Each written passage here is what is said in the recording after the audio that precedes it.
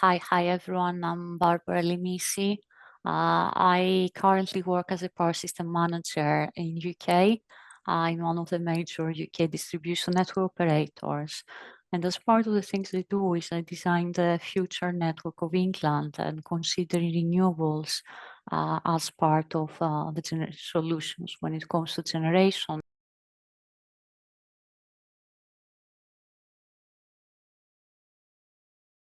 And while most people think of Peru, the first thing that comes to mind is Machu Picchu or Lima or the amazing food. What is lesser known is that Peru has one of the lowest electrification rates in the developed world.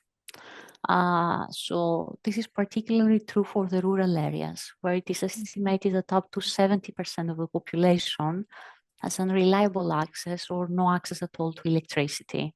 So in 2016, I spent 6 months in North Peru. North Peru is the poorest part of the country.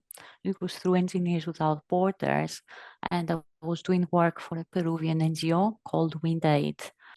And I worked together with volunteers from all over the world to build wind turbines and install microgrids for such community. The driver and the mode at the same time was to light up a life, deliver clean renewable energy, and empower the local communities.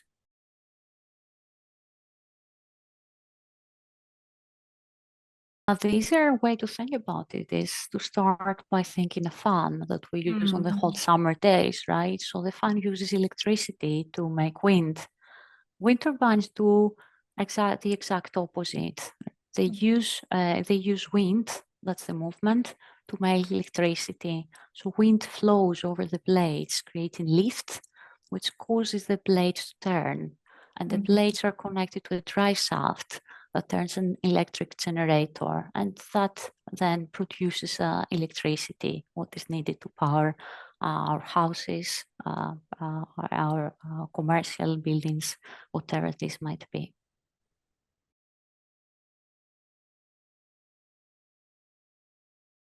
So Peru has an excellent wind potential. A vast majority of the population lives across the coast, so this is particularly true there. But at the same time, we're looking to develop microgrids with cheap solutions that we could construct locally, source materials locally, and drive the cost down. So wind turbines were particularly favorable if you compare them, for example, to photovoltaics, where you would have to import most of the solution, and this would drive costs up. And even for the local community, it's more of a mechanical system, so it's easier to troubleshoot with little knowledge and more intuition as compared to other renewable alternatives.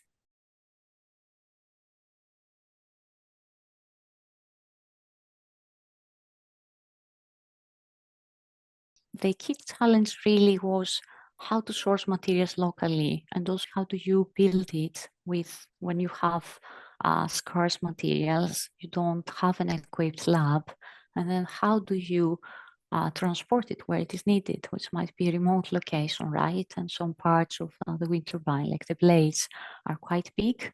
And how do you assemble the solution once you reach the local community, because you wouldn't have a lab there either.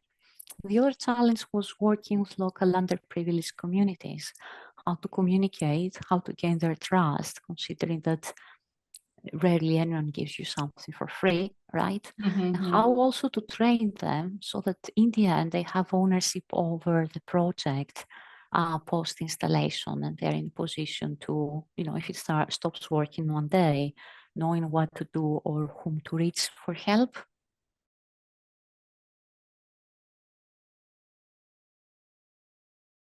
So volunteers from several parts of the world came up with a simple design that could be produced with basic tools and mostly locally sourced low-cost materials.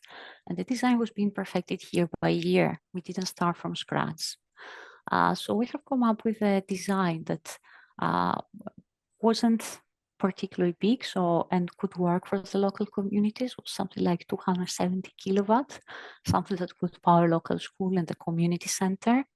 And we were doing most of the building in a main city of Peru, and then we were transporting the main parts to the communities that needed it and doing the assembly there. Together with local people, they were very, very eager to help.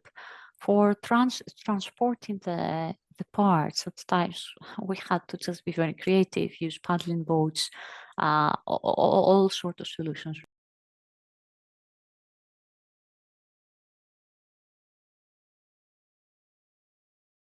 Not necessarily. So someone who understands physics could do the same, but you needed someone that could improve a design.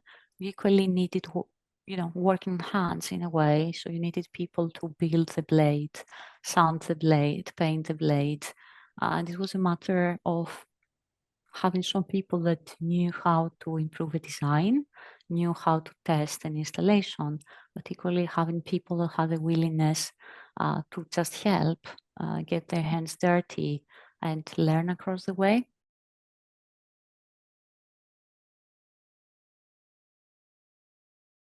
Say things that you read in books and people keep talking about, how powerful electrical engineering can be, what impact it can have, but seeing it firsthand, it was quite remarkable to understand the social and environmental impact electrical engineering can have, and how easy it truly is to use science to improve the lives of others, which we often forget.